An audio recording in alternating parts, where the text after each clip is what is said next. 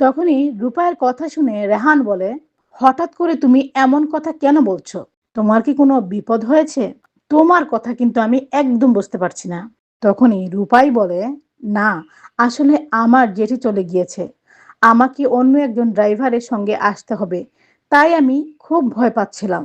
আপনাকে আসতেই হবে, আমি এখনই ঠিকানাটা টেক্সট করে পাঠিয়ে দিচ্ছি। রূপায়ের কথা শুনে রেহান প্রশ্ন করে, তুমি তো বিয়ে বাড়িতে আছো, কিন্তু তোমার আশেপাশে তো কোনো শব্দই পাচ্ছি না।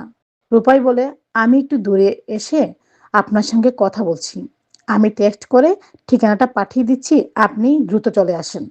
রূপাইয়ের কথা শুনে রেহান মনে মনে বলে, রূপাই তো কখনো এভাবে কথা বলে না, তার মানে ও নিশ্চয়ই বড় কোনো বিপদের মুখে পড়েছে। এই কথা ভেবেই রেহান তার সুপারম্যান মুখোশটি হাতে তুলে নেয়।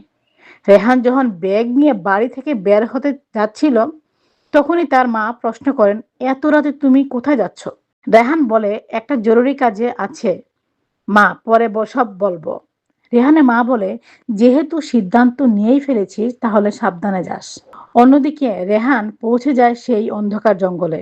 সেখানে রূপাই তাকে ঠিকানা দিয়েছিল। চারিদিকে তাকিয়ে সে মনে মনে বলে, এখান তো কোথাও বিয়ে কোনো আয়োজনই দেখতে পাচ্ছি না। তার মানে আমি যেটা সন্দেহ করেছিলাম সেটাই সত্যি, রূপাই নিশ্চয়ই বিপদের মধ্যে আছে। এদিকে রূপাই গুন্ডাদের উদ্দেশ্য বলেন, আমার নার্স বাবু আসছে, ওর কোনো ক্ষতি করার চেষ্টা করো না। গুন্ডার হেসে বলে, আগে আসুক, তারপর দেখা যাবে ক্ষতি করি কিনা।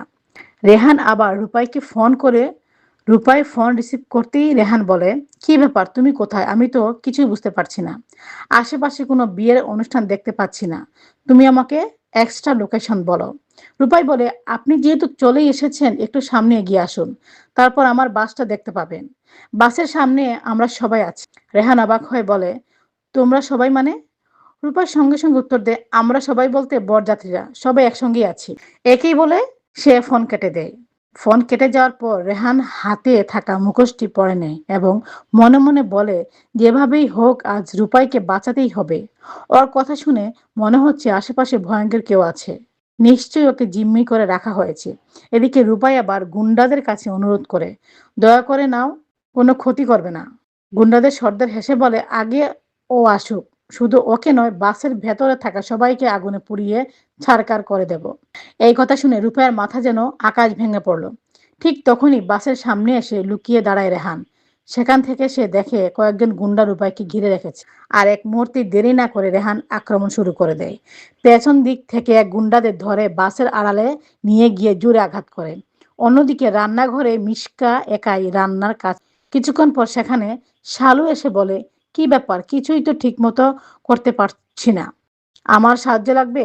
নিষ্কা বলে, হ্যাঁ, একটু সাহায্য করো না, আমি একা এত কাজ সামলাতে পারছি না। ঠিক তখনই আড়াল থেকে জেমা এসে বলে, না শালু, আজ তোমার রান্না দায়িত্ব না, আজ মিশকাই সব রান্না করবে। জেমার কথা শুনে শালু সেখান থেকে চলে যায়। এদিকে গুন্ডাদের সর্দার হঠাৎ লক্ষ্য করে তাদের দলের একজন সদস্য কোথাও নেই।